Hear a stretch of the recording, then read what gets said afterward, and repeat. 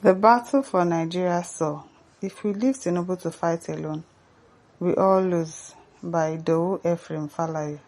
Who be this one? If we leave Tinubu to fight alone.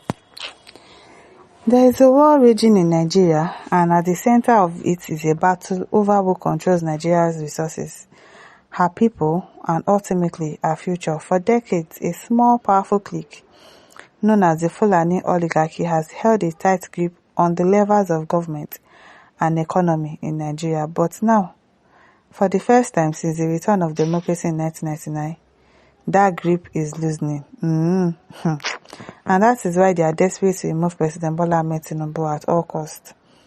Since the dawn of the Fourth Republic, Nigerians across regions have consistently demanded three things: separation, regionalism, and restructuring. While separation remains an emotional outcry, as regionalism is a return to a former structure, the most practical and widely accepted solution is restructuring, also known as true federalism. The cry for restructuring is loudest not just in South but also across all corners of Nigeria: the Southwest, the Southeast, the South-South, the North-Central, and even among the indigenous Hausa people of the far north, both Christians and Muslims.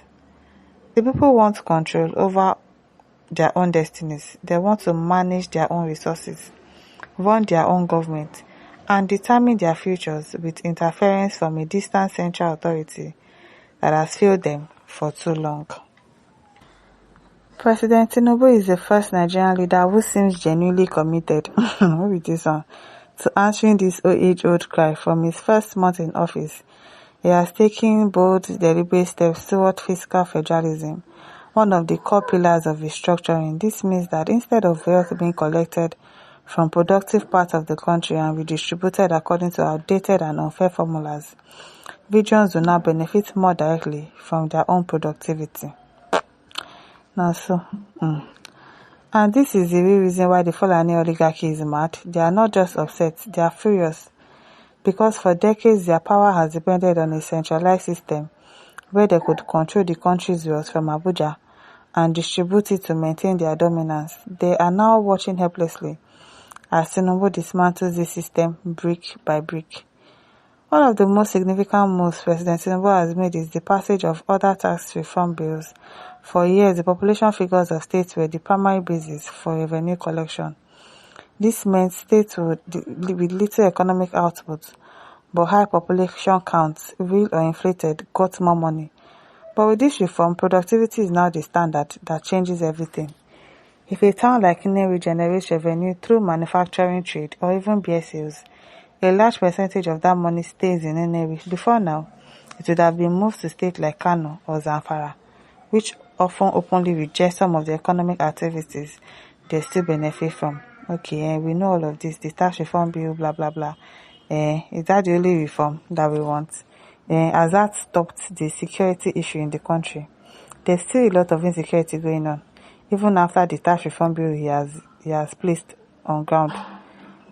There's still a lot of Fulani headsmen, whatever, going on in the country.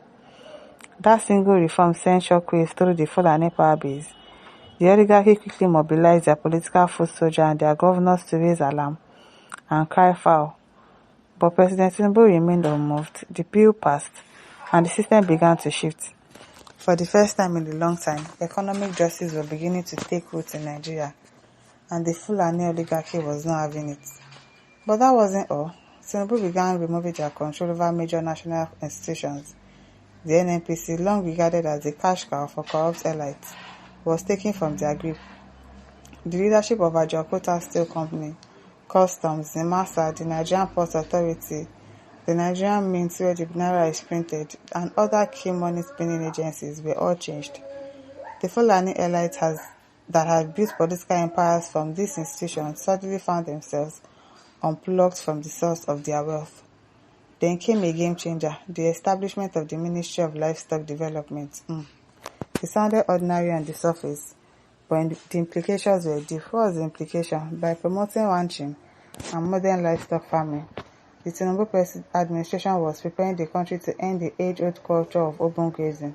As it ended, This single act threatens the nomadic lifestyle of the Fulani, who traditionally move cattle across regions along ancestral grazing routes. Now, with laws and institutions pushing for controlled animal husbandry, that culture and the political control it brought is facing extinction. We have not seen it face any extinction, sha. Still not done, Tinubu is backing a bill that seeks to return Nigeria to regional government, a structure that decentralizes power and gives each region control over its own affairs. This is the very thing the Fulani oligarchy has resisted for decades. They do not fear competition, they fear fairness, because they know that in a fair system, they cannot dominate. In a fair system, their hold on power crumbles. And now Tinubu is pushing that fairness to the center of national governance. Now so, what makes Tinubu even more dangerous to them is that he's not easily controlled, unlike some of his predecessors from the south, who were manipulated and micromanaged by northern elites. Tinubu is his own man. He's not bending to their demands. He's not playing their game. And that infuriates them even more. They cannot control him like they did to others. He didn't just stop restructuring, he's doing it. Take the foreign reserve for instance. Tinubu inherited just $2 billion today. Those reserves are over $45 billion. Now just by mouth, paper. Now from there we dey see the money. We know they see and they show for the country say yes, there's money in the reserve that is over 45 billion naira. Yet we are suffering and struggling like this. They didn't achieve that by magic, but through deliberate reforms, tough decisions, and financial discipline. Now, so for years, foreign companies like MTN and major airlines were unable to repatriate their profits due to Nigeria's dollar shortage.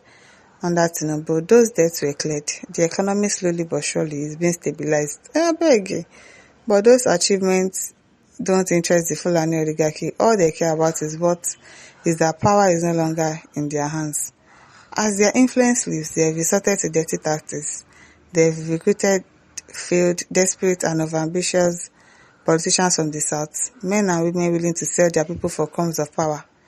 You are just lying. We know what we want. Nobody is selling us. Nobody is replacing anybody. He has 2 years more.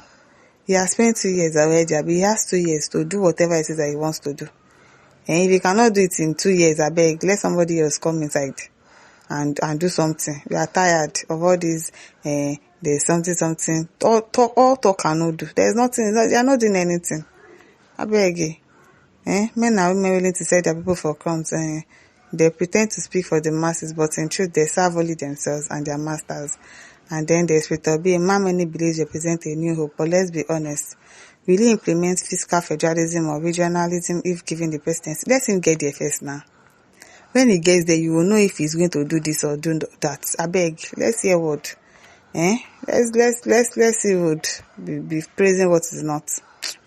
And listeners, don't forget to like, share, and subscribe. Thank you for listening. See you some other time. Bye.